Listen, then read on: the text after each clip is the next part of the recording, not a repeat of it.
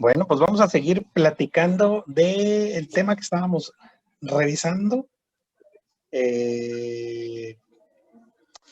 Vimos todo lo que implica el dominio apical con todas sus especializaciones, cilios, microvellosidades, estereocilios, etcétera, etcétera.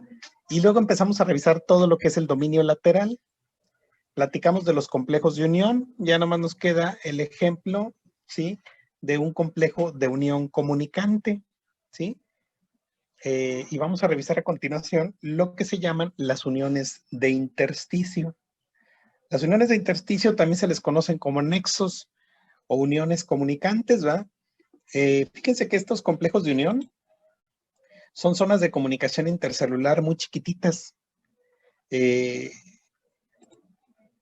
Estos complejos pues prácticamente tienen estructuras tan pequeñitas que pueden tener un diámetro de 2 a 3 nanómetros. En realidad son túneles de comunicación entre una célula y otra muy chiquititos. Ahora, estos túneles pequeñitos se conforman por unas estructuras especiales que se llaman conexones. Es algo parecido a esto, creo que esta es una imagen del Gardner. Se puede ver de este lado lo que es una membrana, de este lado otra membrana, y aquí se pueden ver estos pequeños túneles que comunican de un lado una célula con el otro lado. Estos túneles entonces son los conexones y son, les digo, rendijas tan pequeñitas como de 2 nanómetros a 3 nanómetros de diámetro. Aquí está. Cada conexón contiene 6 subunidades simétricas de una proteína integral llamada conexina, ¿sí? Entonces, estas 6 subunidades, ¿sí? Forman pues un pequeño túnel, ¿sí? Rodean un canal transmembrana, ¿verdad? Que tiene una longitud aproximada de unos 10 nanómetros, mide como unos 10 nanómetros el túnel de largo, y con un diámetro, les digo, entre 2 y 3 nanómetros. Algunos libros manejan el diámetro hasta de 2.8 nanómetros de diámetro, ¿verdad? Entonces, los conexones, les digo, de un lado y de otro, se fusionan y forman este túnel largo, ¿sí? Que corresponde con la unión de intersticio. Vean de este lado, aquí se puede observar cómo están los conexones de un lado de una célula y el otro lado, y vean cómo se forma este túnel, miren. Ahora, vean en el esquema cómo está el arreglo de este túnel en un patrón cerrado y en un patrón abierto, cómo están unidas las subunidades de conexinas, miren, y vean un patrón cerrado y un patrón abierto el túnel, ¿verdad? Para comunicación entre un lado y otro. Ahora, vean esta imagen en la microscopía electrónica, nomás que aquí en el microscopio electrónico lo estamos viendo en sentido vertical, por decirlo así. Acá estaría de este lado una célula y de este otro lado estaría otra célula, y este sería el túnel de comunicación del conexón, ¿sí? En realidad, pues es algo muy, muy pequeño.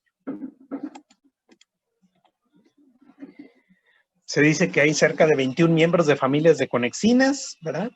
Y se sabe que hay mutaciones incluso en los genes de las conexinas, ¿verdad?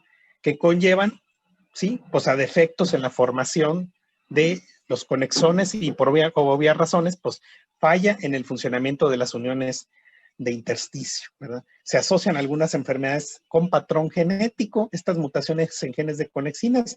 Se sabe, por ejemplo, que una mutación en el gen que codifica a la conexina 26X26, ¿verdad?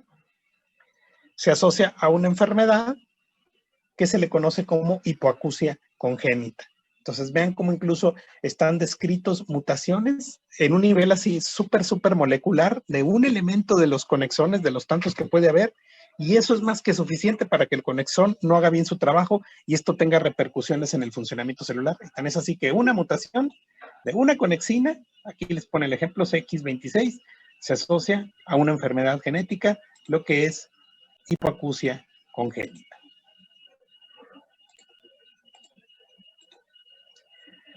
Aquí tenemos una imagen muy interesante con una microscopía especial.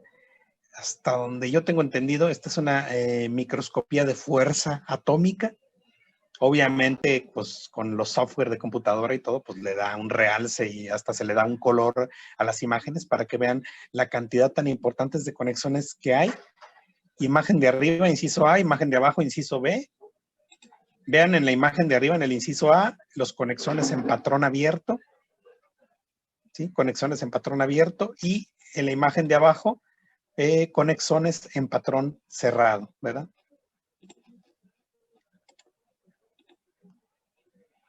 Entonces, las uniones de hendidura que forma la conexina 26 las encontramos de manera preferente en el oído interno, ¿verdad? Por eso esa asociación con la hipoacusia congénita. Una misión que tienen importante estas uniones de intersticio en el oído interno es de ayudar a la recirculación de potasio en el interior del epitelio sensorial de la cóclea, ¿verdad?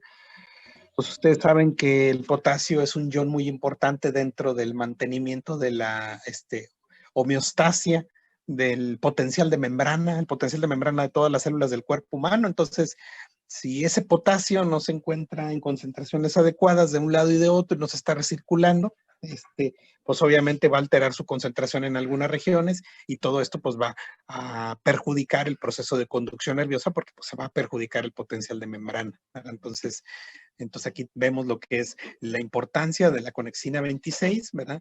En esas uniones de hendidura para recircular el potasio en el oído interno, ¿verdad? Otras mutaciones descritas, conexina 46 y conexina 50, también se han identificado en otras enfermedades genéticas como cataratas hereditarias. ¿Ok? Entonces dejamos a un lado el dominio lateral y ahora vamos a platicar del dominio basal. Este dominio basal es un poquito más cortito, ¿verdad? ¿Qué especializaciones tiene una célula en la parte basal? Pues incluimos, obviamente, a la membrana basal, la lámina basal, ¿verdad? Muy importante en los epitelios, ahora sí que es una de las reglas de oro del tejido epitelial. Le agregamos los plegamientos de la membrana plasmática, ¿sí? Plegamientos de la membrana plasmática, ¿sí? Y le agregamos los complejos de unión célula-matriz, ¿sí? O sea, ¿qué quiere decir? Que la célula se une con la matriz extracelular, que son las adhesiones focales y los hemidesmosomas. Vamos a revisar un poquito de estos conceptos que involucra cada una de estas cosas y cómo se observan en algunas fotografías de microscopía electrónica. Primero hablemos de la membrana basal. Ya en realidad algunas de estas cosas que vienen aquí en estas diapositivas de adelante, pues ya las revisamos, ya las conocen, ¿sí? Se asignó originalmente a una capa amorfa densa de grosor variable que está en la parte basal de los epitelios. Eso es la membrana basal. Es una regla de oro. Todos los epitelios tienen membrana basal, ¿sí? En contraste con la tinción de hematoxilina y eosina, pues definitivamente la membrana basal rica en carbohidratos, tiene muchos carbohidratos, la vuelve, ¿sí? La vuelve afín, ¿sí? La vuelve afín a poderse teñir con colorantes como el reactivo de Schiff. Entonces, es paz positiva, ¿sí? Entonces, cuando yo hago una técnica de paz, puedo observar muy bien las membranas basales en un epitelio y es una buena técnica para poder identificar membranas basales en los epitelios, ¿verdad? De hecho, esta es una imagen muy interesante porque en esta ahora sí que reforzamos esa regla de oro, de los epitelios. Esta es una imagen de tejido epitelial, nomás que este epitelio en este sitio se encuentra formando estas unidades que parecen como si fueran rosetas, ¿verdad? Como si fueran estas donitas, como rosetitas. Cada una de estas rosetitas representa una glándula. Cada una de estas glándulas tiene epitelio intestinal, porque estamos viendo la mucosa del colon, ¿verdad? Acuérdense que el colon y sí, lo que es el colon y el intestino delgado comparten, ¿sí? Comparten el mismo epitelio, ¿sí? Cilíndrico simple con microvellosidades y células caliciformes.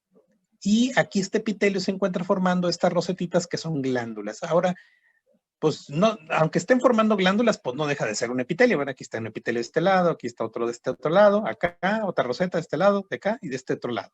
Ahora, compárenlo con la fotografía del inciso B, la fotografía inferior, con la técnica de Paz. Obviamente, lo primero que les llama la atención es la tinción magenta del moco de las células caliciformes, miren, en cada una de las rosetitas, miren. Pero, ya si le perdemos la atención a ese color magenta, vean cómo está señalado con una flecha la membrana basal que rodea al epitelio, como si los estuviera delimitando. Miren, esta es la membrana basal. Todos los epitelios tienen una membrana basal paz positiva, Sí, todos, absolutamente todos. Obviamente en unos se nota más que en otros, pero es una regla de oro, la presencia de la membrana basal. Y si nosotros la queremos resaltar, pues sin problema nos vamos con la técnica de Paz, con el reactivo de Schiff, color magenta. Entonces, el examen del sitio de las membranas basales en los epitelios, bueno, pues nos permite corroborar la existencia, ¿verdad? Cuando yo la veo con la microscopía electrónica, una capa bien definida de un material de matriz oscuro, o sea, electrodenso, de aproximadamente de 40 a 60 nanómetros de espesor, ¿verdad? Que está entre el epitelio y el tejido que está por abajo de él. Esto obviamente perteneciente a la membrana basal, ¿verdad? Bueno, este material de 40 a 60 nanómetros se le llama lámina basal. Buenos días. Este material se le llama lámina basal o a veces se le conoce como lámina densa. Entonces, yo cuando la veo con microscopía de alta resolución y con técnicas moleculares, esta lámina densa, ¿verdad? Pues me doy cuenta que está conformada por un material de aspecto filamentoso, ¿verdad? Material de aspecto filamentoso que se compone por moléculas como lamininas, ¿verdad? Ricas en carbohidratos, protoglucanos, glucoproteínas, que esto es lo que lo vuelve paz positiva, y la presencia abundante del colágeno especial de la membrana basal, que ese es colágeno tipo 4. Por eso les decía que el colágeno tipo 4 es el colágeno de las membranas basales y obviamente aquí lo volvemos a mencionar, ¿verdad? Como componente importante de ella. Aquí está la imagen en un comparativo, en un esquema. Aquí se observa una célula en color amarillo. Aquí se observa lo que es pues, la membrana basal, ¿verdad? Esta sería la lámina densa, que es muy constante, ¿verdad? La lámina lúcida a veces no es tan constante, pero la densa sí es más notoria. Aquí está la lámina densa, en la imagen con el microscopio electrónico. Y pues obviamente esta lámina densa es la que tiene pues una cantidad de componentes importantes, protoglucanos, glucoproteínas, laminina y sobre todo, la colágena tipo 4, que es la colágena de las membranas basales. ¿Ok? Tenemos a continuación a los hemidesmosomas. A ver, permítanme un segundito.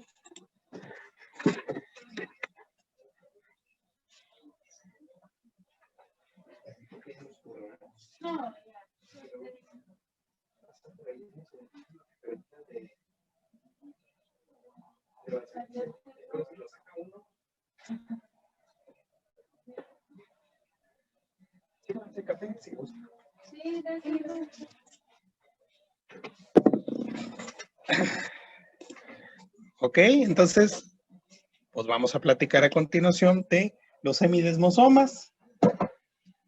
Ya habíamos escuchado esta palabra el día de ayer, ¿eh? Ahora sí que es una versión de los desmosomas, pero a la mitad. Por eso es hemidesmosoma.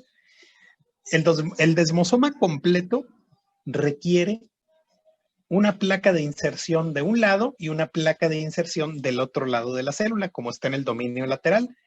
El hemidesmosoma solamente tiene la mitad, porque a fin de cuentas sirve para unir, ¿sí?, la capa de células más basal del epitelio o la única capa de células epiteliales con la membrana basal. Entonces, obviamente, solamente va a haber una placa de inserción de un lado, que es donde está el lado de la célula, ¿verdad? Las placas de inserción, pues, se componen igual por desmoplaquinas, pacoglobinas, y lo diferente, ¿verdad?, a comparación del desmosoma, es que la inserción de estas placas que están del lado de la célula se unen a proteínas especiales que se llaman tonofilamentos. Los tonofilamentos son específicos de las membranas basales, que esto no lo encontramos en el desmosoma. Aquí está lo que es una célula epitelial de este lado, vista con el microscopio electrónico, y mire, esta es la versión del desmosoma a la mitad. Acá está otro como que medio rabonzón, pero bueno, este es el que se ve mejor. Vean, aquí estaría obviamente la placa de inserción de este lado, pues obviamente la membrana basal estaría de este otro lado. Vean, aquí está nuevamente el complejo de unión.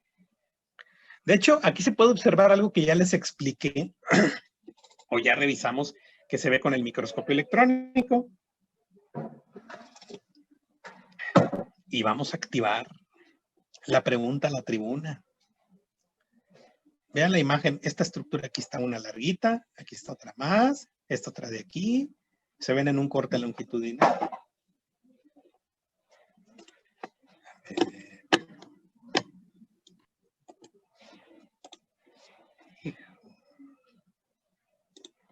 ¿Dónde están los participantes?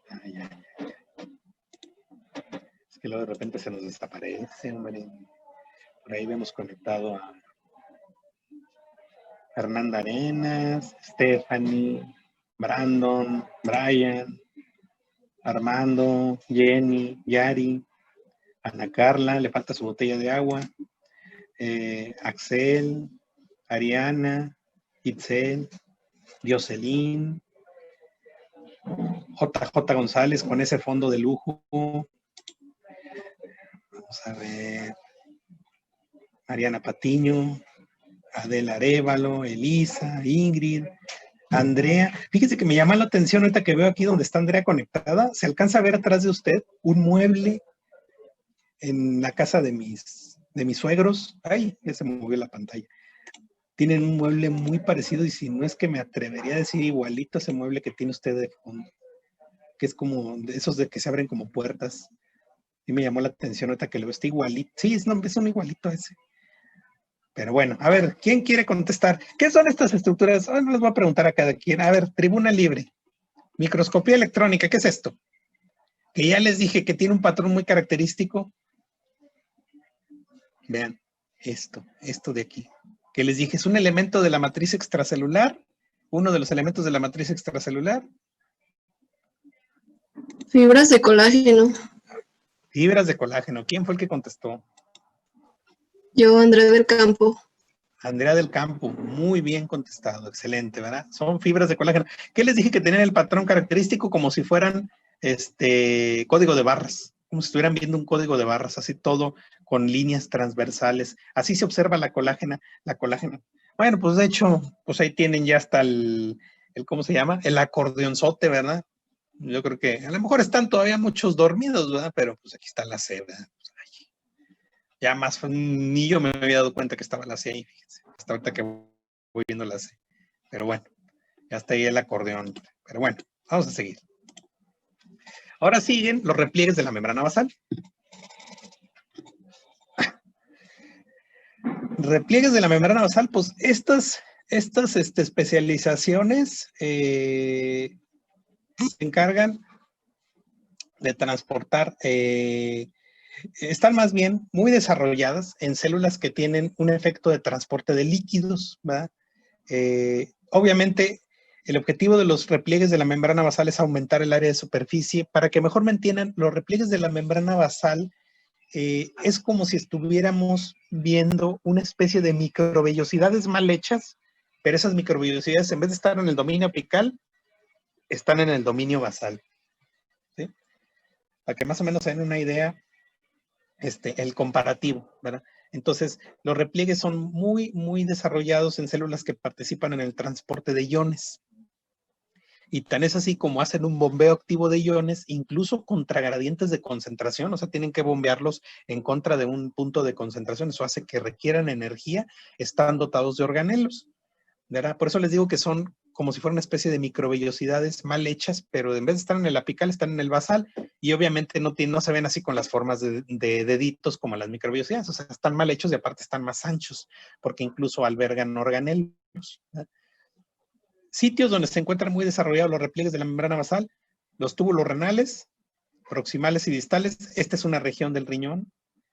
Primero Dios, espero que todos estén ahí, ¿verdad? Cuando estemos todos ahí, estemos todos, y ya reactivemos todo esto de las clases y ya estén en el módulo de néfro, prácticamente a un pie de pasar a fase 2. Pues bueno, vamos a revisar en la clase de histología del sistema renal todo este rollo, que son los túbulos renales proximales y distales. Bueno, en ese sitio, en riñón, los repliegues están súper desarrollados.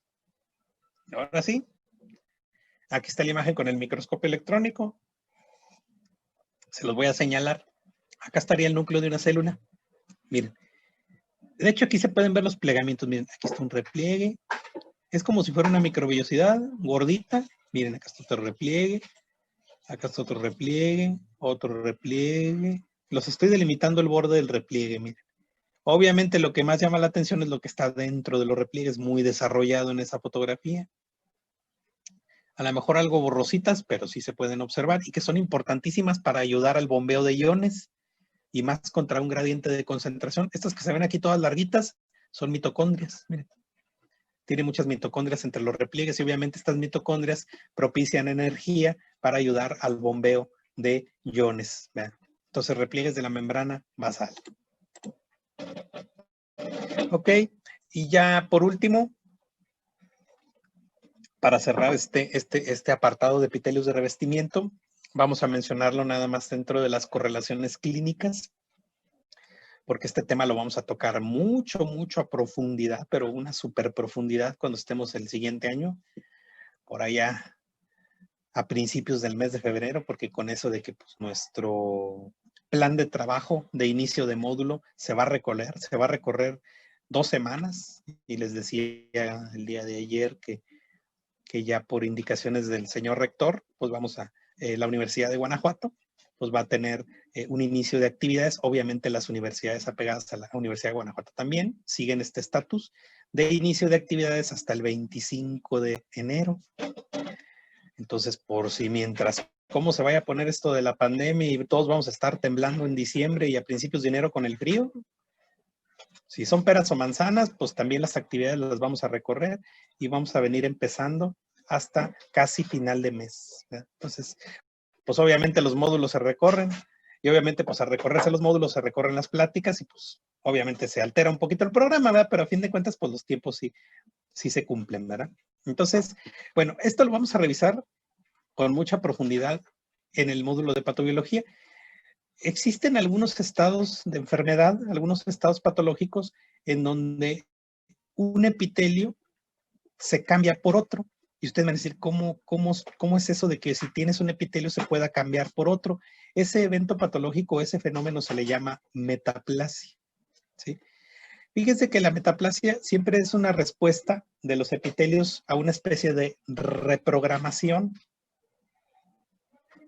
¿Qué quiere decir esto? Todos los epitelios tienen células madre, tan es así que los epitelios se regeneran a distintas velocidades. El epitelio del intestino se regenera a una velocidad de 10 días, 12 días. La piel se regenera a una velocidad pues un poquito más lenta, a lo mejor 3 semanas, un mes.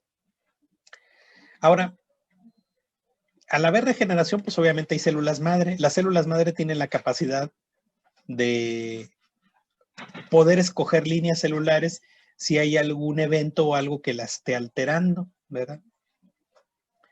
Pues obviamente algunos estados patológicos conllevan a que el epitelio de esa superficie, ¿verdad?, se esté dañando, ¿sí? Y tenga que venir otro epitelio para que pueda soportar ese daño. El ejemplo más conocido de este fenómeno de metaplasia lo tenemos en los fumadores, ¿verdad? El evento patológico que ocurre en los fumadores, y me refiero a los fumadores de muchos años de estar consumiendo tabaco, me refiero a más de 10 años a lo mejor, ¿verdad? Este fenómeno de metaplasia consiste en el cambio de el epitelio bronquial. Acuérdense que el epitelio bronquial estamos hablando de la vía respiratoria, ¿sí? ¿Cuál es el epitelio de la vía respiratoria que habíamos mencionado? Cilíndrico, pseudoestratificado con cilios y células caliciformes. Bueno, este epitelio se cambia por otro que sí resiste la agresión del humo caliente del tabaco con el paso de los años, y el epitelio nuevo que llega es un epitelio escamoso. Fíjense, qué chistoso, ¿va? De tener un epitelio cilíndrico, llega un epitelio escamoso. Este resiste mejor el calor, ¿verdad? El aspecto que quema, ¿verdad?, lo caliente del humo. Entonces, este cambio de un epitelio maduro por otro maduro se le llama metaplasia. En el caso de los bronquios, en los pacientes fumadores, pues es una metaplasia escamosa, porque el epitelio bronquial respiratorio se cambia a un epitelio escamoso. Ahora, ¿qué tiene de interesante esto? Van a decir, bueno, pues si se cambia, pues resiste y pues ¿qué? No pasa nada.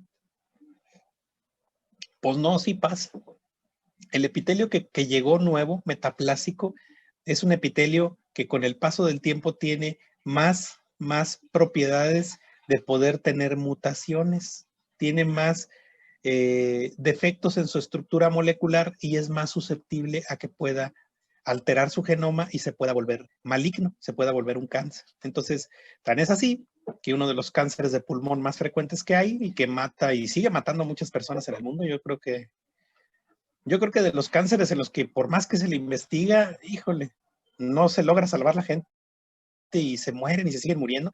Por ejemplo, ahorita el cáncer de mama, pues ya estamos viendo mucha detección de cáncer de mama y cada vez vemos que les va mejor, gracias a Dios, ¿verdad?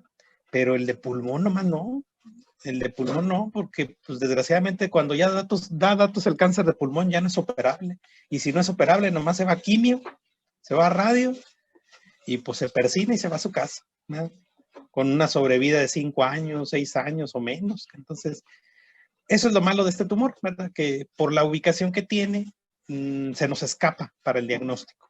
Pero bueno, aquí lo que quiero enseñarles entonces es un evento patológico que es la metaplasia, cambio de un epitelio maduro por otro, y el riesgo de que este epitelio nuevo que llegue tiene la susceptibilidad con el paso de del tiempo, si sigue siendo agredido por esa misma situación, de poderse hacer canceroso.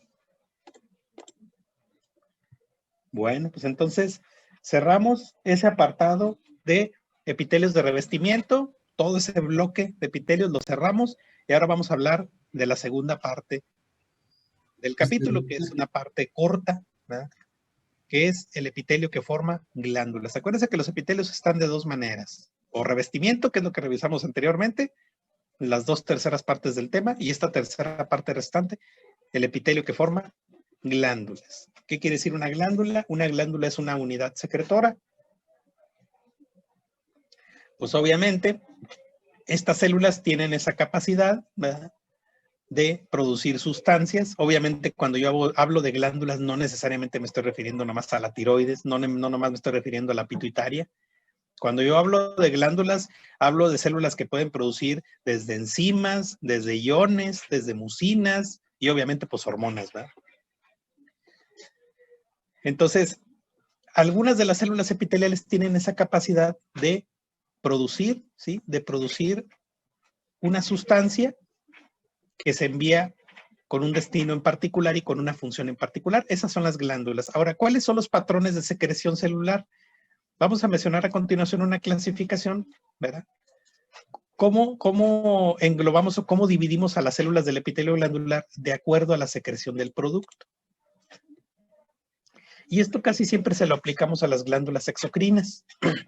3 mecanismos diferentes de liberación de productos. Y déjenme, se los pongo en la figurita. La figurita está más interesante. Aquí está. La figurita está para entenderse muy bien. De hecho, esta figurita es precisamente de su texto. No sé si la versión nueva del texto traiga esta misma figura o ya le cambiaron los colores. No, sigue igual, doctor. Igual, ¿verdad? Sí, porque sí hay algunas cositas que sí de repente les modifican ahí los colores o las letras, ¿no? Pero otras siguen siendo las mismas. Y les digo que esta imagen es muy demostrativa, no necesitan ver el texto de la diapositiva anterior, para que ustedes vean cuáles son los 3 patrones de liberación de productos de las células. Obviamente en medio tenemos el más común de todos. El patrón de secreción de una célula, de una glándula, el más común de todos es simplemente exocitosis, ¿sí? Se forman vesículas de secreción y se libera el material del espacio intracelular al espacio extracelular por medio de vesículas, ¿verdad? Simple exocitosis. Este patrón de secreción se le llama patrón merocrino. Patrón merocrino. Obviamente, pues, ¿qué les puedo decir? Más del 90% de las glándulas siguen este patrón merocrino, simplemente exocitosis. Luego tenemos un patrón que está en el inciso C, en donde la secreción se libera con una parte del citoplasma, como si se pellizcara una parte del citoplasma, como si una parte de la célula se amputara con la secreción. Este patrón de liberación se le llama apocrino, y este patrón de secreción es muy característico de la secreción de la leche materna, de la glándula mamaria. Y luego tenemos en el inciso A un patrón muy interesante que es el patrón holocrino, ¿sí? El patrón holocrino consiste en que la misma célula va a formar la secreción. Hagan de cuenta que la misma célula nace, crece, se reproduce y muere formando la secreción, ¿sí? Vean aquí cómo se desprende y ella misma forma la secreción, patrón holocrino, ¿verdad? Ella muere siendo la secreción. El patrón holocrino es muy interesante porque a lo mejor muchos no se lo imaginan dónde está y tenemos mucho en contacto con él. Y a lo mejor cuando se los diga, a lo mejor ya lo saben, o cuando lo descubrieron, pues les llamó la atención. Es el sebo de la piel. el sebito de la piel, el sebo del cabello, son células muertas, ¿verdad? Y así se formaron, crecieron, se reprodujeron y luego al completar su ciclo de vida murieron formando una pasta de sebo que es la que lubrica la piel y los folículos pilosos. Entonces, obviamente, la glándula sebácea tiene un patrón holocrino. Doc, Adelante. ¿podría repetirme en qué consistía el patrón apocrino, por favor? Sí, a ver. Patrón apocrino, acuérdense que la secreción, el producto secretor de la célula se libera con una parte de citoplasma, como que está aquí en la figurita. Vean cómo se pellizca. Las secreciones obviamente son estos granulitos que se ven en la superficie, todos estos granitos negros, pero vean cómo los granitos negros van acompañados de un pedazo de citoplasma y de membrana. Es lo que les decía, como si la célula se amputara un pedacito de ella, como si perdiera un brazo, perdiera una pierna, por decirlo así, entre comillas. Y ahí va la secreción, ¿sí? Este es el patrón de secreción apocrino. Una parte del citoplasma va con la secreción. Una parte de la célula se desprende formando la secreción y esto es característico de la producción de la leche materna. Entonces, ahora sí que, por ejemplo, para las mujeres que en su momento pues vayan a tener la oportunidad ustedes de tener a sus hijos, ¿verdad? Bueno, las que lo quieran, bueno, opten por amamantar, pues la leche que van a producir ustedes, pues definitivamente son pedazos de células, ¿sí? Este es el patrón de secreción apocrino. Así se produce la leche materna. ¿Vale? Sí, gracias. De nada. Y luego tenemos estas imágenes. Son ejemplos de glándulas. Obviamente ahorita apenas vamos a ir revisando el tema, ¿verdad? No es necesario que sepan identificarlas, pero en las glándulas pues normalmente vemos grupitos de células. Esta es una imagen de una glándula salival. Esta glándula salival la ponemos como ejemplo para que vean el patrón de secreción, ¿sí? Patrón de secreción merocrino, ¿sí? Simplemente exocitosis. Esta es una imagen de unidades secretoras de la glándula mamaria. Patrón de secreción apocrino. De hecho, aquí se puede observar en parte algo de secreción dentro de las unidades secretoras de esta mama. Puede haber algo aquí de secreción adentro. Y este es un ejemplo de la glándula sebácea. Todo esto es la glandulita. ¿Sí? Todo esto es la glandulita. Aquí las células se encuentran madurando, miren. Vean cómo tienen un citoplasma muy claro porque tienen muchísima cantidad de material sebáceo en su citoplasma y cuando terminan su ciclo de vida, miren, vean aquí cómo se pierden los núcleos. Es aquí donde mueren y van a formar esta pasta que es el sebo, que luego se pasa a un conducto y termina drenando en la superficie de los cabellos, el sebo. Entonces, pues las glándulas surgen a partir de las células epiteliales, penetran en el tejido conectivo y obviamente pues forman una unidad secretora. Les voy a mencionar un concepto de interés. Las unidades secretoras de las glándulas también se les llaman adenómeros. Les digo porque algunos textos de histología lo mencionan, no me acuerdo si el Garner lo menciona, pero sí vamos anotemos ese concepto ahí. Cuando yo hable de unidad secretora de una glándula, ¿sí? Cuando yo hable de una unidad secretora de glándula, es lo mismo que adenómero. Adenómero, así tal cual se escucha la palabra y con acento en la O. Adenómero, ¿sí? Adenómero. Entonces, eso es lo que hace. Adenómero. ¿Qué, perdón? Adenómero y unidad secretora es lo mismo. ¿Sí? Adenómero y unidad secretora es lo mismo. Porque lo voy a estar mencionando por ahí como sinónimo para que no se vayan a perder un poquito. Porque les digo, no me acuerdo si Garner lo menciona, Rossi lo menciona, Steven sí lo menciona, pero no me acuerdo si... Pues que como a veces uno repasa los textos, se pone a buscar... Bueno, ya se habrán dado cuenta que en las diapositivas, por eso es la ventaja que les digo de las clases. No todo viene en el libro, hay otras cosas que saco yo de otros textos y se los pongo aquí, se actualiza. Entonces, a veces hay algunas palabras que a algunos autores les gusta utilizar y a otros no las ponen. Pero no me acuerdo si adenómero lo menciona Garner, pero si no, pues ya lo saben, que adenómero y unidad secretora es lo mismo. Adenómero. Adenómero, así como se escucha tal cual, adenómero. A-D-E-N-O-M-E-R-O, con acento en la primera O, adenómero.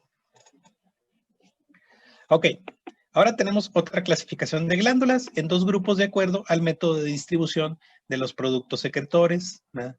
Pues esta clasificación de cómo se vierte la secreción, pues se la sabe más que perfectamente bien. Se las pongo ahí en la diapositiva. Denme un segundito.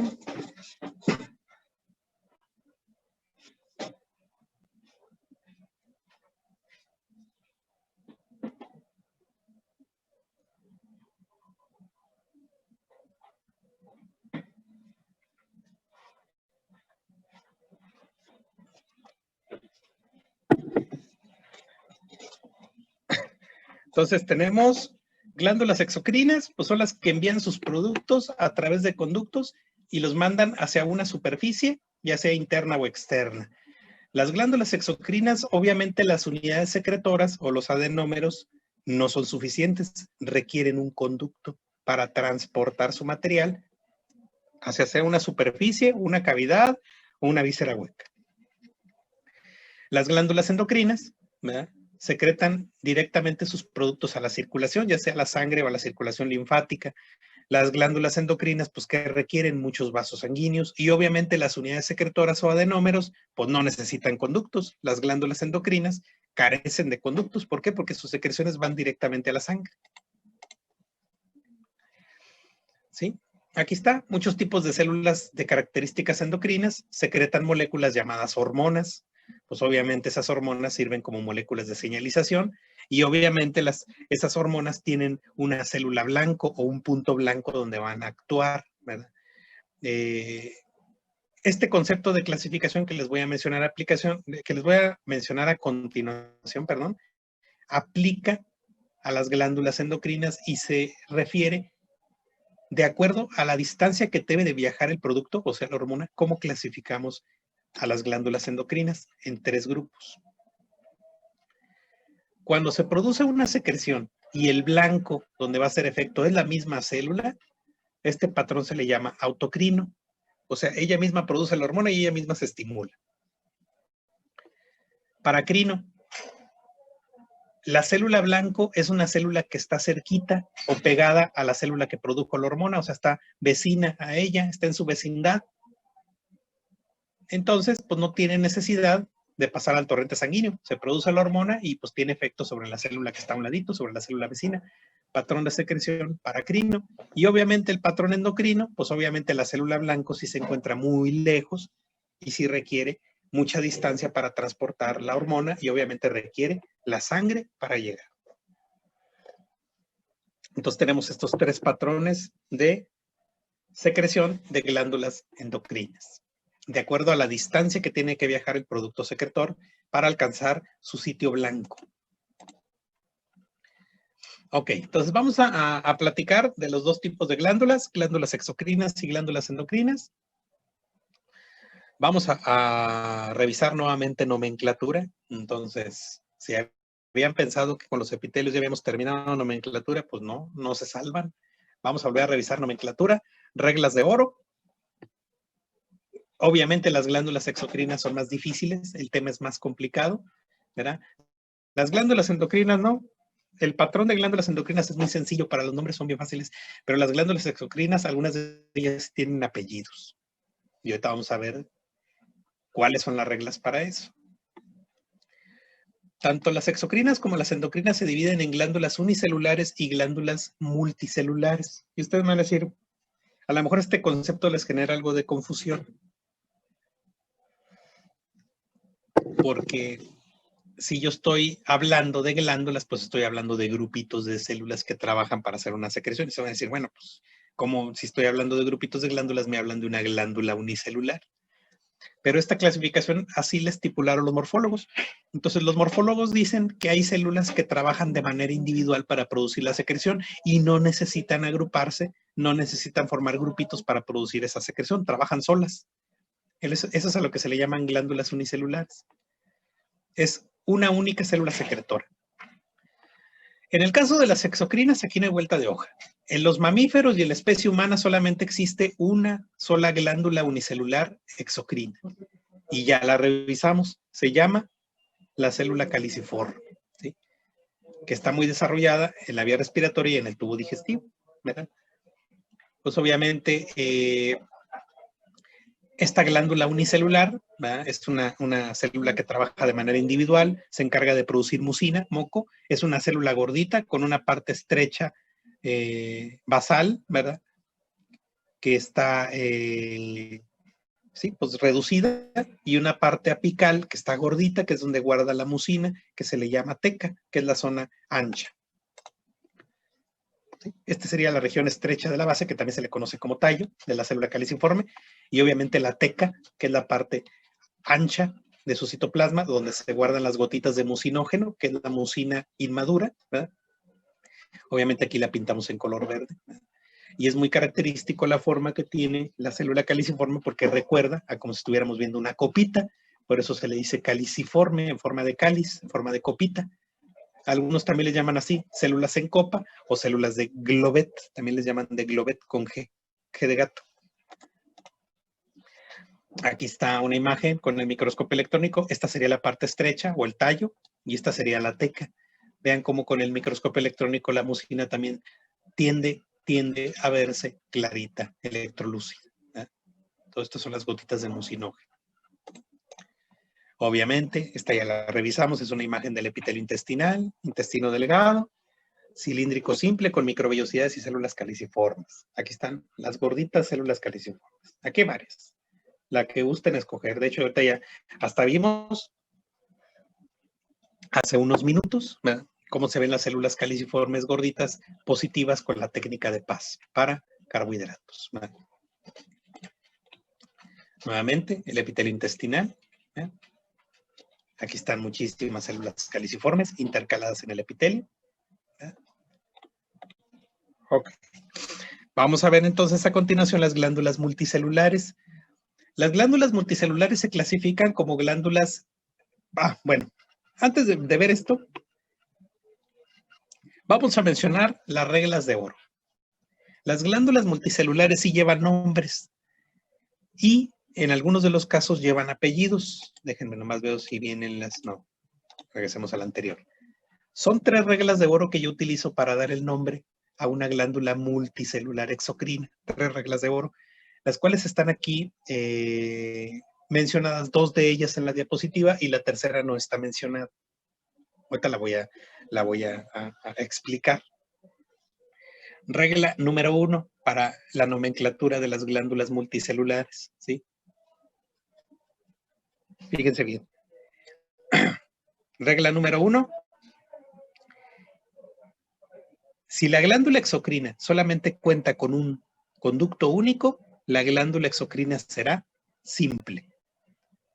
Si la glándula exocrina tiene 2 o más conductos, esta pasará a ser compuesta. Regla número 1. Regla número 2. Morfología de los adenómeros. De hecho, ahí viene la palabra adenómero. Para los que tenían duda, ahí está la palabra adenómero. Morfología del adenómero. Si el adenómero tiene forma de tubo, la glándula va a ser tubular. Si el adenómero tiene forma de roseta, de saquito, de bolsita, se le va a llamar acinar o alveolar. Y por último, si la glándula exocrina combina de los 2 tipos de adenómeros, pues le vamos a mezclar la palabra y le vamos a decir túbulo alveolar o túbulo acinar. ¿Sí? Regla número 2. Y luego tenemos la regla número 3. Si el adenómero, ¿sí?, si el adenómero se ramifica, a la glándula le vamos a agregar al final la palabra de ramificada. Ojo, no es lo mismo la ramificación de un conducto a la ramificación de un adenómero. Cuando un conducto se ramifica, la glándula es compuesta, pero cuando el adenómero se ramifica, la glándula es ramificada. Esa es la tercera regla. Ahora sí, viene esta figurita en donde viene el desglose de todas las glándulas, ¿verdad? La combinación de los nombres. Por lo regular, mencionamos primero la morfología del adenómero y luego mencionamos al conducto. Y luego, la tercera regla iría hasta después, en la tercera palabra, en dado caso. Y la última de ellas, que es la más compleja de todas, la túbulo-acinar compuesta, esa es la única que tiene apellidos. Y más adelante vamos a ver quiénes son esos apellidos que le vamos a dar a esta última. Entonces vamos a ir revisando de una por una. Obviamente vamos a empezar con esta, que es la más sencilla, ¿verdad? Ahí está. El ejemplo más simple de una glándula multicelular es la glándula tubular recta simple, o también se le llama glándula tubular simple. Fíjense bien, la glándula tubular simple la observamos en el intestino delgado y en el colon. ¿Se acuerdan dónde estaba ese epitelio del que tanto hemos hablado? Con microvellosidades y células caliciformes. Bueno, ahí están esas glandulitas. Luego tenemos la glándula tubular simple enrollada. ¿Sí? Aquí cambia lo que es la estructura del adenómero. En el caso de la primera, el adenómero. En el caso de la segunda, el adenómero está hecho rollito, como si fuera una serpiente enrollada. La tubular simple enrollada la tenemos en la glándula sudorípara. Y luego tenemos a la glándula tubular simple ramificada. Vean cómo esta sí tiene las 3 reglas. Adenómeros en forma de tubo, no se divide en conductos, y el adenómero es el único que se divide, que se ramifica.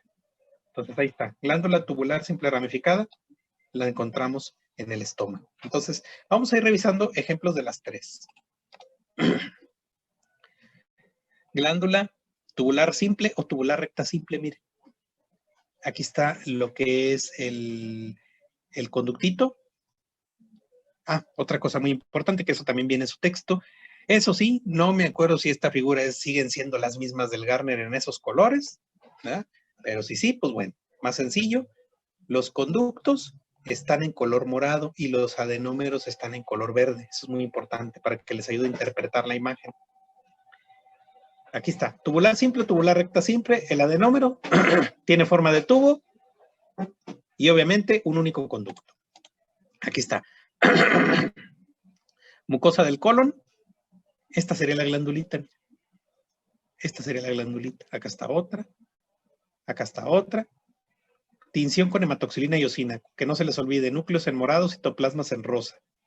Aquí están los tubitos, rectos completamente. Les voy a poner a continuación una técnica de azul al cian.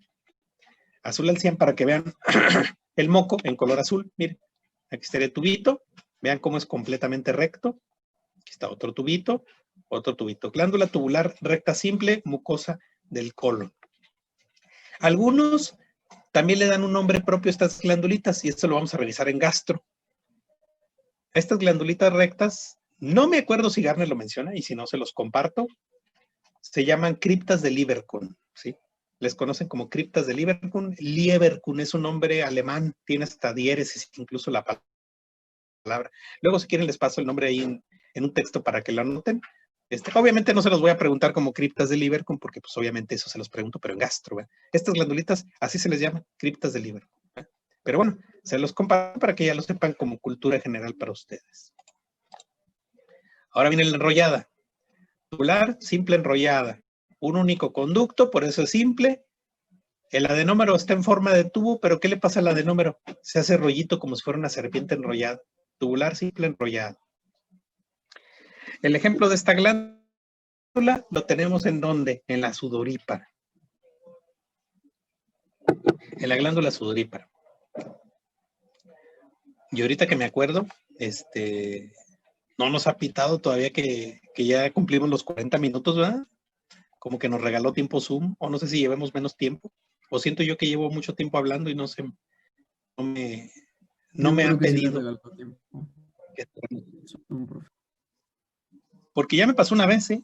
Es más, yo me atrevería a decir que esta es la segunda vez, y créanme lo que me conecto pues, con relativa frecuencia a Zoom, con ustedes, con los de las sesiones, con los de la UG, y ya me pasó una vez, y no me atrevería a decir si esta es la segunda o la tercera vez, en donde sí, me agarré de corrido, como 1 hora 20 minutos. Y terminé la sesión y nunca me dijo que me quedaban 10 minutos. ¿Por qué? No lo sé. Y desconozco. Y ahorita, según estoy viendo la hora aquí del teléfono, pues ya llevo, pues, yo siento que llevo más de 40 minutos hablando, pero bueno. Sí, ya pues son ya no lo más regaló. de 40 minutos. Bueno, pues si ya me lo regaló, pues ya fregamos. Ya no nos salimos. Ok, entonces, tubular simple enrollada, pues órale. Sudorípara. Y esta está muy interesante.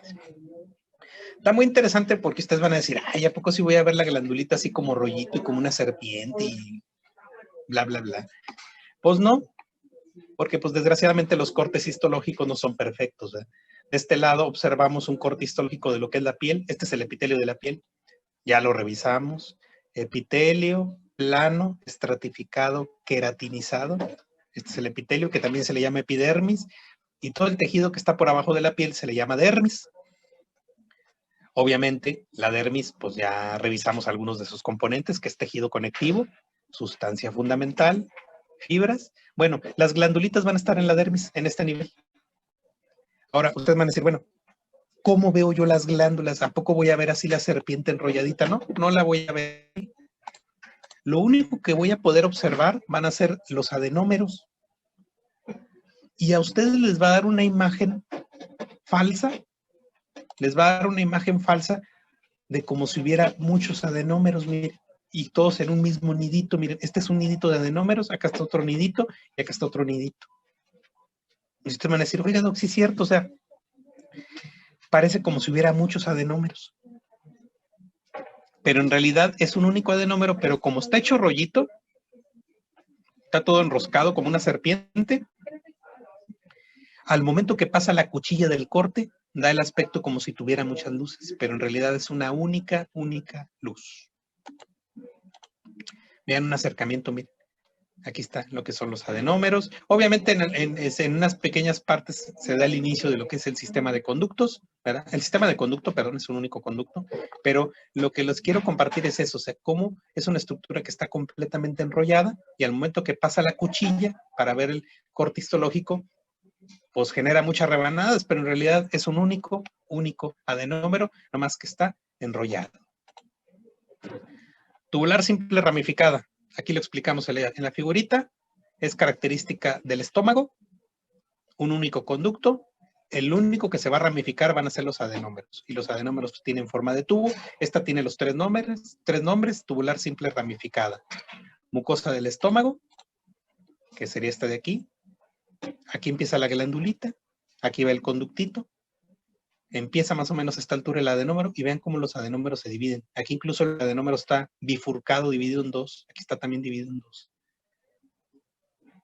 Este epitelio que está en la superficie del estómago es el que les decía que es como el del endometrio. Epitelio cilíndrico simple mucosecretor. Y aquí va la glandulita y vean cómo se divide el adenómero. ¿Sí? Glándula tubular simple ramificada. Otros ejemplos de glándulas. Espérenme un segundito.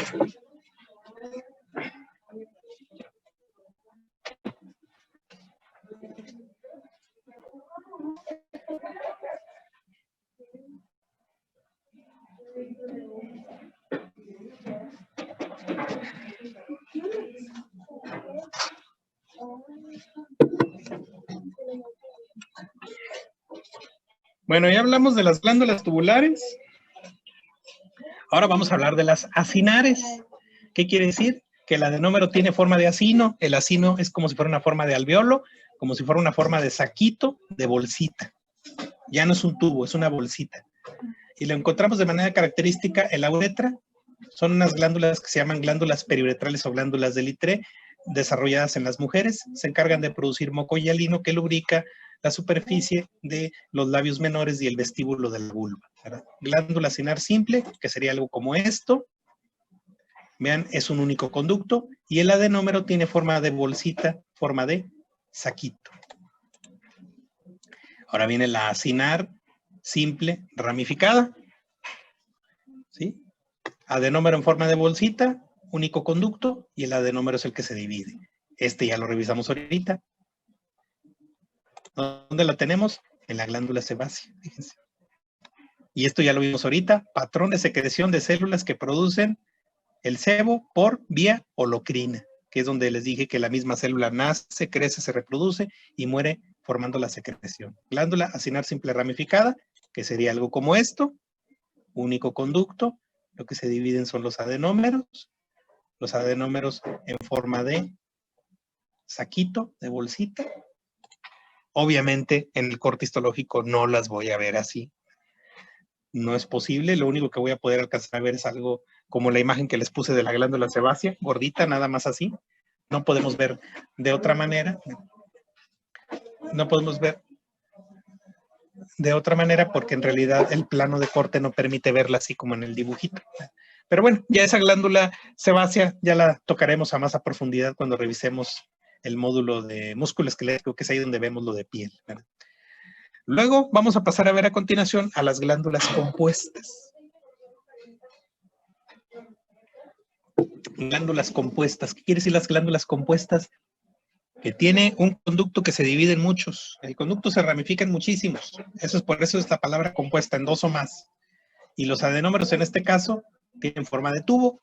La glándula tubular compuesta es característica del duodeno, ¿sí? Es característica del duodeno. Y de manera característica, en la pared del duodeno, estas glandulitas tienen un nombre propio y se les llaman glándulas de Brunner, ¿sí? Estas están en la pared del intestino y se encargan de producir moco. El objetivo de la glándula de Brunner es producir un moco que amortigua, ¿sí? Un moco que amortigua el pH que recibe el duodeno, que es un pH muy ácido cuando se vacía el quimo del estómago y sobre todo cuando recibe las enzimas pancreáticas. Entonces trata más o menos de equilibrar el pH, ¿sí? Trata más o menos de equilibrar el pH para, pues que obviamente no se lesione la mucosa del intestino, ¿verdad? Entonces, glándula tubular compuesta, glándulas de Brunner, intestino delgado, duodeno. Aquí está. Vean los conductos en morado. ¿Ya vieron cómo el conducto ahora sí se está dividiendo? Vean en forma de tubito, lo que son los adenómeros, las unidades secretoras, tubular compuesta, glándulas de Brunner. Luego tenemos la acinar compuesta. Fíjense. La glándula acinar compuesta la tenemos de manera característica en el páncreas exocrino. Ustedes saben que el páncreas es una glándula mixta. El 95% del páncreas es exocrino. Se encarga de producir esto, importantísimo para la digestión. Se llaman jugos pancreáticos, de un montón de proenzimas, ¿verdad? Y el otro 5% pues es endocrino, importantísimo también porque pues, ahí es donde se produce la insulina, ¿verdad? Entonces, estas glándulas acinares compuestas, pues obviamente tienen unidades secretoras redondeadas, obviamente son redondeadas en forma de saquito, en forma de bolsita, y tienen células de forma piramidal con un citoplasma intensamente teñido, porque tienen muchas enzimas. Y aquí está, miren, glándula acinar compuesta, aquí está el conducto. Vean cómo se van dividiendo los conductos en varios de ellos, y vean los adenómeros cómo tienen forma de bolsita, forma de saquito. Glándula acinar compuesta, obviamente en el corte histológico no las voy a ver así, ¿verdad? Porque como las glándulas están divididas, súper divididas en muchas y subdivididas, cuando pasa la cuchilla no nos permite ver esto. Solamente lo único que vamos a ver son conductos y los adenómeros nada más. Incluso los adenómeros no los vamos a ver incluso hasta en forma de saquito, los vamos a ver en muchos planos de corte, transversales, longitudinales, oblicuos, o sea, no los van a ver tan así. Se sabe que tienen esa forma pues, por investigaciones especiales donde se lograron identificar, pero en realidad para que yo los vea en un corte histológico así como está la imagen, pues no es posible. Ok. Y por último tenemos a las glándulas exocrinas, ¿sí? Las glándulas exocrinas que tienen nombres y apellidos, ¿verdad? Ahora sí que son las que tienen la distribución de nombre y apellidos más largo. Hay glándulitas entonces que tienen múltiples conductos, que tienen adenómeros en forma de bolsita, de saquito, pero también adenómeros en forma de tubo. Y estas glándulas se les llaman túbulo-acinares o también se les llaman túbulo-alveolares, como le quieran decir. Ahora, el apellido se lo va a dar cuando estas se dividen en 3 tipos. Como dice aquí, se dividen en 3 tipos respecto a sus productos secretores, que son 3 cosas. Aquí está, vean, la glándula tubuloacinar compuesta. Vean cómo el conducto pues está súper dividido. A lo mejor aquí la figura no es tan demostrativa porque van a decir, ay, pues como que los adenómeros todos se ven iguales, ¿verdad? Pero bueno, imagínense que todos mezclan túbulos y acinos. Este, por ejemplo, sí parece más un acinito. Este de aquí más que todo parece un tubito, ¿verdad? Entonces, por eso les digo que combina de los dos, ¿verdad? A fin de cuentas. Entonces, es una glándula que combina de los dos, o en forma saquito o forma de tubo, los unidades secretoras o adenómeros. Y vean cómo están súper ramificados los conductos, ¿verdad? Obviamente, lo mismo que el anterior, nunca voy a ver un corte histológico perfecto como este, ¿no? Porque pues la cuchilla pasa en todas direcciones y voy a tener imágenes longitudinales, transversales, oblicuas, paradas, acostadas, lo que ustedes quieran, ¿eh? Entonces, lo único que yo voy a poder ver en los cortes son conductos y adenómeros, nada más. Conductos y adenómeros. Ahora bien, ¿cuáles son estos tres tipos que le dan el apellido? Los tipos serían, número 1, de tipo seroso. Número 2, de tipo mucoso. Y número 3, de tipo mixto. Eso sería, hagan de cuenta que el nombre sería glándula tubuloacinar compuesta de tipo seroso. Número 1. Número 2, glándula tubuloacinar compuesta de tipo mucoso. Y número 3, glándula tubuloacinar compuesta de tipo mixto. Esos serían los nombres. Ahora, aquí tenemos ya descrito en el texto. La glándula tubuloacinar compuesta de tipo mucosa, pues, ¿qué produce? Pues produce moco, ¿verdad? Y este moco al hidratarse, pues produce mucina, ¿verdad? Y antes de que se me olvide, los ejemplos de las glándulas tubuloacinares compuestas, las tenemos en las glándulas salivales. Y me refiero a las glándulas, como principal ejemplo, las glándulas salivales mayores. Fíjense, glándulas salivales mayores. Acuérdense que las glándulas salivales mayores son 3. La más grandota, que es la parótida, que son 2. Las 2 glándulas submaxilares y por último la más chiquitita de todas, que está por abajo de la lengua, que se llama glándula sublingual. ¿Sí? Bueno, cada una de ellas tiene un patrón de glándula tubuloacinar que la define. Ahí les va. Número 1, glándula tubuloacinar compuesta de tipo mucosa. Es característica de la glándula sublingual. Típica de la glándula sublingual. Entonces, si yo tengo un corte histológico de glándula sublingual, simplemente viendo los adenómeros y conductos, ustedes pueden darme el diagnóstico de lo que están viendo. Punto. No hay vuelta de hoja. Porque la histología es muy típica. Ahora bien, ¿cómo se van a ver los adenómeros de estas glándulas mucosas? Pues se van a ver adenómeros completamente pálidos. ¿Por qué? Porque producen moco y el moco no se tiñe con la técnica histológica. Punto. ¿Qué sería esto? Presten la atención a las imágenes. Los conductos, en cualquiera de las 3 patrones de secreción, ya sea seroso, mucoso o mixto, los conductos van a ser igualitos, esos nunca van a cambiar. Y se observan como grupitos de células epiteliales que forman unas rosetitas con una luz en el centro. Esta es la luz del conducto. Estos son los que se encargan de transportar la secreción de las glándulas. Por lo regular, los citoplasmas de las células que revisten los conductos son de color rosa. Yo siempre les digo, es como si fuera una donita rosa. Entonces, estas donitas rosas o conductos van a ser los mismos en los 3 tipos. Estos no cambian. Lo que van a cambiar van a ser los adenómeros. Estos son los adenómeros, miren. Y vean incluso la forma de los adenómeros. Por ejemplo, este redondo chiquito, este más pequeño, este todo ovoide, este todo como chueco, como oblicuo. Vean este de aquí. ¿Sí? En realidad, pues nosotros no vamos a poder observar la estructura en forma de tubito, de saquito, porque pues como pasa el plano de corte, todo se pierde.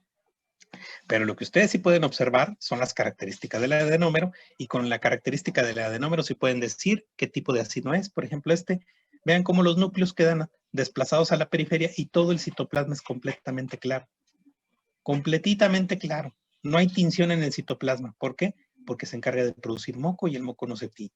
Entonces, si yo tengo esta imagen, con la mano en la cintura puedo decir, oiga, doc, estoy observando un corte de glándula sublingual, y no le van a fallar. Glándulas serosas, número 2. Entonces, este sería el ejemplo de la glándula tubuloacinar compuesta de tipo serosa. Estas glándulas pues se encargan de producir una secreción, como su nombre lo dice, serosa, rica en enzimas. Entonces, las enzimas que se producen en la saliva pertenecen a este tipo. ¿Verdad? El ejemplo que gobierna a una glándula serosa, típicamente lo tenemos, anótenlo ahí, muy importante, ¿sí? Lo tenemos en la glándula parótida. La glándula parótida es una glándula serosa. Y luego tenemos las glándulas tubulocinares compuestas mixtas, ¿sí? Y además, esta glándula salival mayor combina acinos serosos y combina acinos mucosos. Y es típico de la glándula submaxilar. Entonces, la glándula submaxilar es una glándula mixta. Ahora ustedes van a decir, bueno, ¿y cómo se ven los acinos mixtos? Pues se imaginan, ¿verdad? Viendo acinos serosos, acinos mucosos, pero ocurre un fenómeno muy interesante aquí. Existen adenómeros o unidades secretoras en donde podemos encontrar los dos tipos de secreción dentro del mismo adenómero, como si fuera un adenómero, se me fue la palabra, como si fuera una especie de adenómero híbrido, para que me entiendan, un adenómero híbrido que tiene elemento mucoso y el componente seroso queda en una semiluna, lo que se le llaman semilunas serosas. Dentro del mismo adenómero, es como si fuera un adenómero híbrido. Bueno, esto es típico de la glándula submaxilar. Entonces vamos a revisar primero el ejemplo de la parótida, los serosos, aquí están. Conductos, no olvidemos, donitas de color rosa. Aquí están lo que son los acinos serosos. Vean cómo el citoplasma sí muestra una tinción. Sí hay una tinción por todos los gránulos de secreción que son las enzimas. Otro acercamiento, vean cómo hay una tinción intensa en el citoplasma. Aquí sí en esta imagen son puros adenómeros, aquí no hay conductos. Otra imagen, vean, puros adenómeros, aquí no hay conductos. Obviamente los adenómeros pues siguen distintos planos de corte, por eso se ven hasta chuecos, ovoides, oblicuos, ¿eh? Pero sí muestran tinción. O sea, si les ponen esta imagen y la de los mucosos, sí los pueden distinguir. Esta en un acercamiento súper a gran aumento con el objetivo de 100 aumentos. Aquí está el núcleo, las células característicamente en forma de pirámide y el citoplasma intensamente lleno de granulitos que se pintan eosinófilos, que todas estas son las enzimas que van a formar parte de la saliva. Ahora bien, esta es una fotografía de la glándula submaxilar. Mira. Aquí están lo que son los adenómeros de tipo seroso. Vemos por ahí unos perdidos mucosos. Miren, este es un mucoso, otro mucoso, pero lo que más tiene la imagen son esos famosos acinos híbridos que les decía. Miren, este es un acino híbrido. Miren, vean cómo tiene un elemento mucoso y la semiluna serosa. Elemento mucoso y la semiluna serosa. Elemento mucoso y la semiluna serosa. ¿Sí? Los conductos, acuérdense de las donitas rosas, esas no cambian. Entonces, glándula tubulacinar compuesta de tipo mixta, glándula submaxilar. Vean aquí cómo se pueden observar los dos tipos de acinos, miren, serosos, mucosos. Nuevamente, acinos serosos.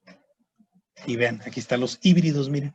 Aquí está componente mucoso, semiluna. Componente mucoso, semiluna. Y de este otro lado, semiluna serosa. Es un mismo acino, como les digo, como si fuera un acino híbrido, ¿verdad? Glándula submaxilar.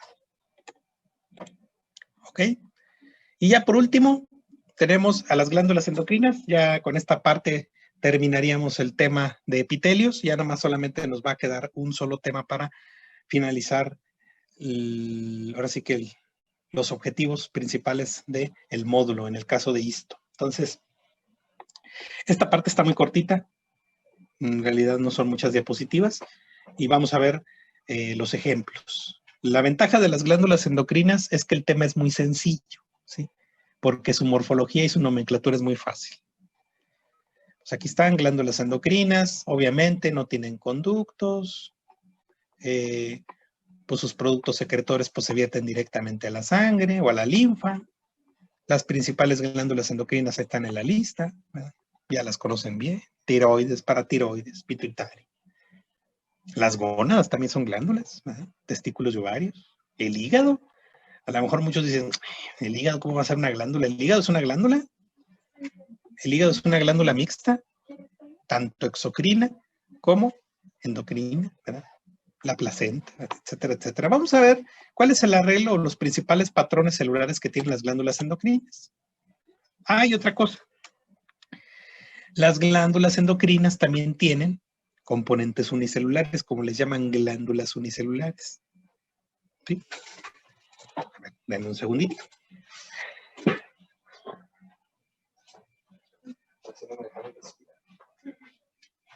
Es que no me corto su. Ya voy para hora y media.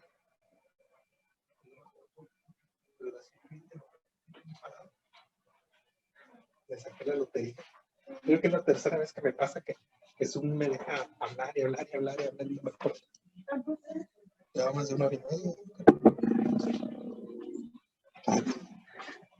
No quería que me fuera. Pero bueno.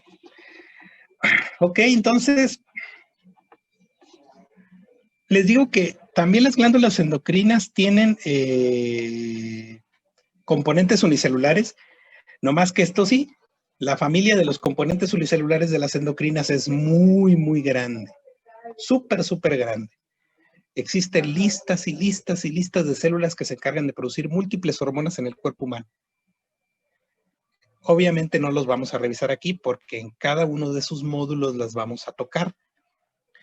Principalmente, este grupito de glándulas unicelulares forman parte de la vía respiratoria y del tubo digestivo. Entonces, en el módulo de Respi y en el módulo de Gastro nos vamos a cansar de ver todas estas glándulas unicelulares. Y como están dispersas en los epitelios, también se le conoce como sistema neuroendocrino difuso o sistema SNED, sistema neuroendocrino difuso, SNED, o sistema enteroendocrino. En el caso del tubo digestivo le llaman enteroendocrino. O incluso sistema PUD. Sistema PUD es por unas siglas en inglés, porque algunas de estas celulitas utilizan aminas, las descarboxilan para formar precursores. Por eso le llaman sistema PUD. Pero ya este sistema PUD ya casi no lo utilizamos, ¿no? Lo conocemos más como sistema neuroendocrino difuso o sistema SNED. ¿Qué ejemplos tenemos? Pues simplemente les voy a mencionar uno, pero así como ese hay montones. De hecho, las células pueden llevar nombres, de acuerdo a la hormona que producen, pueden llevar nombres con letras griegas o nombres con números también. Entonces, nomás para que se den una idea, hay de todos colores y sabores. Un ejemplo es la célula G del estómago. G de gato. La célula G del estómago se encarga de producir una hormona que se llama gastrina. La gastrina es una hormona que estimula el estómago para producir el ácido gástrico. Ese es un ejemplo. Colecistoquinina, pancreatocinina, péptido intestinal vasoactivo, bombecina, qué sé yo, la lista es larguísima, ¿verdad? Pues obviamente se los menciono aquí solo que sepan que existen, pero ya en cada módulo vamos a revisar cada una de esas celulitas. Entonces, las glándulas celulares, en el caso de las endocrinas, sí es muy, muy vasta. Ahora vienen las multicelulares. Este es bien sencillo. El arreglo de las glándulas multicelulares exocrinas son ahora sí que de tres monedas o de tres costales nada más. Patrón de organización de las glándulas, ya sea formando cordones, número 1, número 2, ya sea formando folículos, y número 3, ya sea formando islotes. Esos son los tres patrones de arreglo de las células de las glándulas endocrinas. Número 1, patrón en cordones. Número 2, patrón en folículos. Y número 3, patrón en islotes. Ahora bien, ¿cuáles se organizan en cordones? Aquí están los ejemplos. Corteza de la glándula suprarrenal, hipófisis, paratiroides. Patrón de organización en folículos. Este sí es único de una glándula, que es la tiroides. El patrón en folículos es típico de la glándula tiroides. Ahora, ¿cómo se observan el patrón en cordones? Pues es muy sencillo. El patrón en cordones, las células simplemente se acomodan en hileritas, en filas, formando cordoncitos. Miren, este es un cordoncito, este es otro cordoncito. Obviamente hay cordones más gorditos unos que otros. Este es un cordón, otro cordón, otro cordón, otro cordón más. Acá está otro cordón, otro cordón. Véanlos aquí de cerquitas, miren. Esta es una imagen de la corteza de la glándula suprarrenal. Cordoncito, cordoncito, cordoncito. Obviamente, entre cada cordón quedan espacios donde se vierte la secreción. Aquí va un vaso sanguíneo, pues entonces aquí no necesitan conductos, la célula directamente vacía la secreción hacia el vasito. Aquí está, patrón en folículos, vean. Este es distintivo de la glándula tiroides. ¿Qué es un folículo? Un folículo es un grupito de células que rodean a la secreción que producen y almacenan y la rodean como si fuera una laguna, como si fuera una alberca. Aquí todo esto que se ve, este material rosita, corresponde a la secreción de las hormonas tiroides que están almacenadas y las células que la producen quedan alrededor. Miren, delimitando la secreción, guardando la secreción. ¿Sí? Este es un folículo, otro folículo, otro folículo, otro folículo. El material rosita, que son las hormonas almacenadas, también se le llama coloide tiroideo. Le conocen como coloide tiroideo. Obviamente hay folículos chiquititos como este de aquí y grandotes como este de acá, o más grande como este. Véanlos en más acercamiento. Este es el coloide tiroideo, el epitelio glandular que lo reviste formando el folículo, ¿verdad?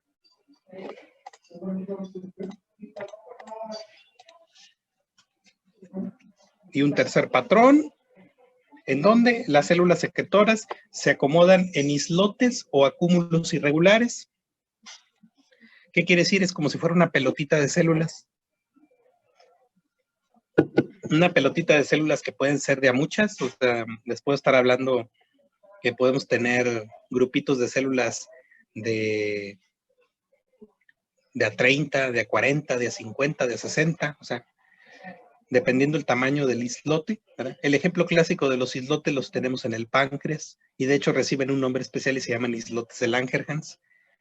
Y ustedes van a decir, ¿dónde están esos islotes? Pues los islotes están dispersos entre los acinos, entre las glándulas acinares compuestas, ¿verdad? Que tiene el páncreas, ¿verdad? Ahí están dispersos. Vean esta imagen bien, aquí están todos los adenómeros productores de los jugos pancreáticos y llama la atención esta pelotita de células que está aquí metida. Esta pelotita de células es el islote. Obviamente el islote tiene un montón de células que producen hormonas y entre ellas hay espacios donde se vierte la secreción, donde se vierte sus productos. ¿Verdad? Vean nuevamente, aquí está el componente productor de los jugos pancreáticos y este es el islote, miren. Este es el islote. Obviamente aquí están las células secretoras y aquí están los espacios, ¿sí? Los espacios que producen, pues se vierte más bien esta secreción. Obviamente en los islotes hay varias células diferentes. La más importante es una célula que se llama célula beta del páncreas, que es la que se encarga de producir la hormona insulina, que es una hormona hipoglucemiante. Y también una hormona contraparte, que en vez de disminuir la glucosa la eleva, que es el glucagón. ¿Verdad? Fíjense, a las células de aquí, de este islote, se les dan nombres con letras o con el alfabeto griego. Es así como les mencioné, célula alfa, célula beta, célula delta. Pero bueno, ya cuando veamos endocrino y cuando veamos gastro lo vamos a mencionar a profundidad. Pero este es un patrón en islote. Islotes de Langerhans. Muy bien. ¿Dudas? ¿Dudas? ¿Dudas?